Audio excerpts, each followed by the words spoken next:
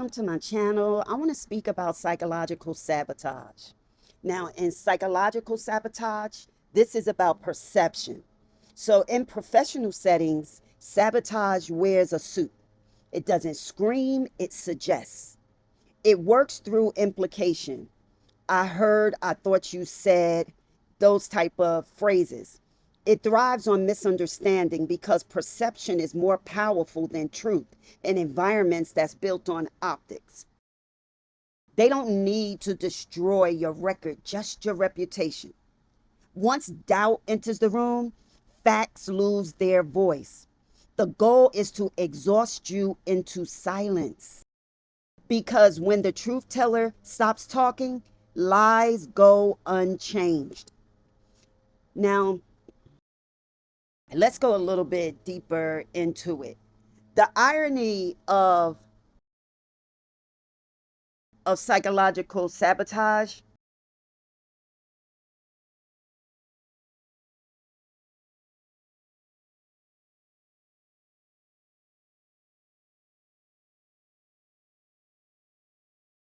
When sabotage enters your life, it rarely knocks.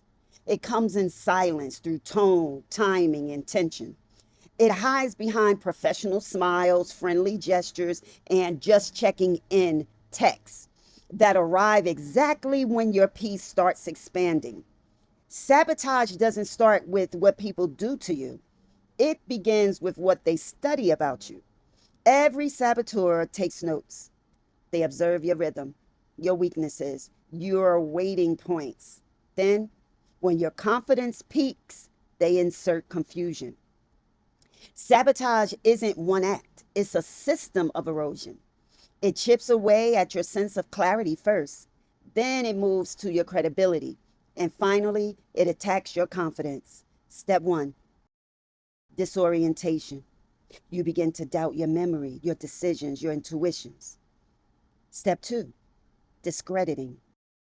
Small rumors seeded to sound believable. And step three, division. The people meant to support you start questioning your character. It's not personal, it's energetic. The brighter your assignment, the earlier sabotage will test your discernment. In professional settings, sabotage wears a suit, right? And so the kind hearted are the easiest to trap because you assume everyone loves or like you. Sabotage studies empathy the way a thief studies locks. It will cry to you about the very pain it plans to cause you. It will ask for your help while setting up your test. Every saboteur needs emotional permission to access your energy, and that permission often looks like compassion. So, yes, keep your heart open, but never unguarded. Love everyone, but discern who earns proximity. Jealousy doesn't always look like hatred. Sometimes it looks like analysis. They'll compliment you while calculating you. They'll say, I'm proud of you, but the tone lingers just long enough to sound like resentment. Envy studies where you're free, so it can build cages that look like advice. I'll tell you too, slow down, to wait, to play it safe. So it'll look like they're giving you advice. Because nothing frustrates the envious more than watching someone walk in freedom they never claimed. Most sabotage doesn't happen in meetings, it happens in moments. That quick coffee chat, that hallway talk, that just between us tone. Every careless word becomes currency in the wrong ear. So they replay your sentences out of context to build a story that never existed. Protect your conversations like you protect your passwords. Because in an age of screens and screenshots, silence is sacred. Now, every room carries residue of ambition, greed, envy, and unspoken agendas. When you step into the energy unprotected, you start feeling emotions that aren't yours.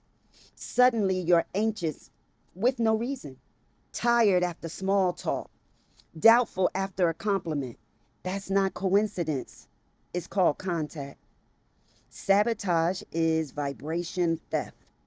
It drains life force by creating emotional turbulence.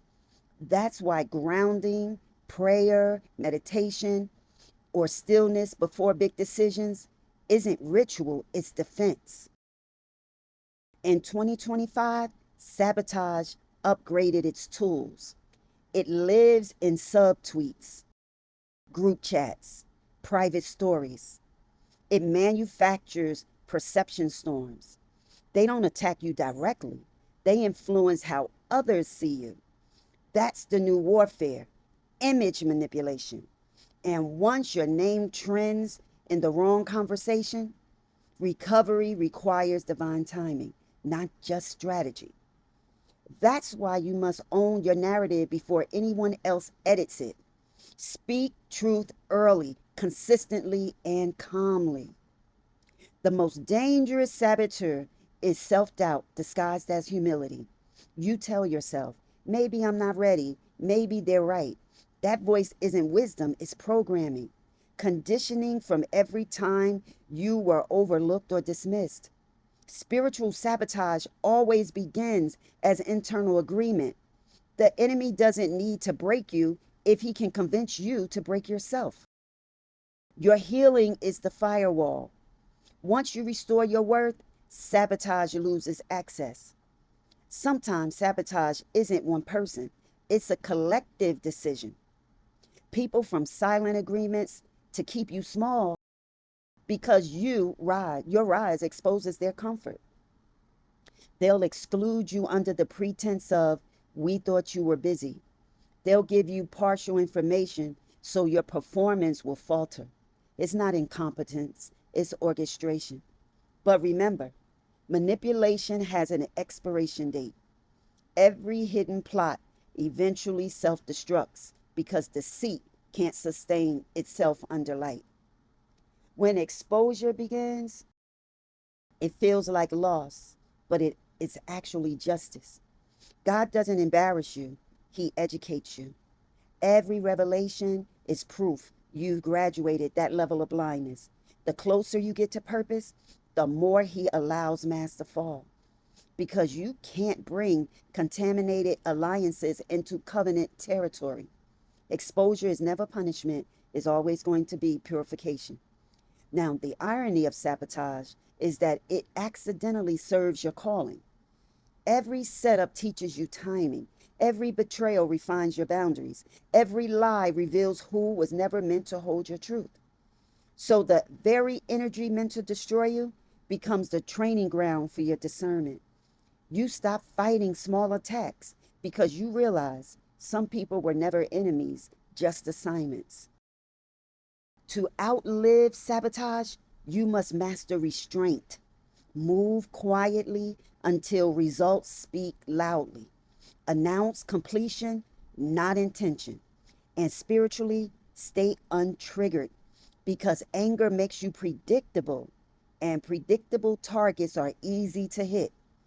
The saboteur wants reaction, not revelation. So you disarm them with calm. You frustrate them with progress. Every biblical and historical figure met sabotage right before expansion. Joseph was betrayed before royalty. David was hunted before kingship. Modern purpose follows the same law. Sabotage signals the shift. So, if betrayal just hit your doorstep, celebrate quietly. You're closer than they think. The most rebellious act against sabotage is peace. Rest confuses those who plot chaos because they expect your reaction to validate their efforts. When you rest, you reclaim authority over your narrative. You tell the universe, I am untouchable in alignment. Your stillness becomes your statement. Eventually, time testifies. Every lie collapses under truth. Every stolen opportunity circles back. Every false witness fades. And when that moment comes, don't gloat. Don't announce revenge. Just stand still. Because the same mouths that tried to curse you will become forced witnesses to your correction. Here's my final revelation. Sabotage doesn't stop destiny. It shapes it. The trap was training. The betrayal was blueprint. The delay was divine design. So I want you to rest knowing nothing plotted against you has the clearance to end you. They studied your habits, but they underestimated your covering. Because when protection is spiritual, sabotage becomes a spectacle. Thanks for visiting my channel, and I'll see you on the next one. Bye-bye.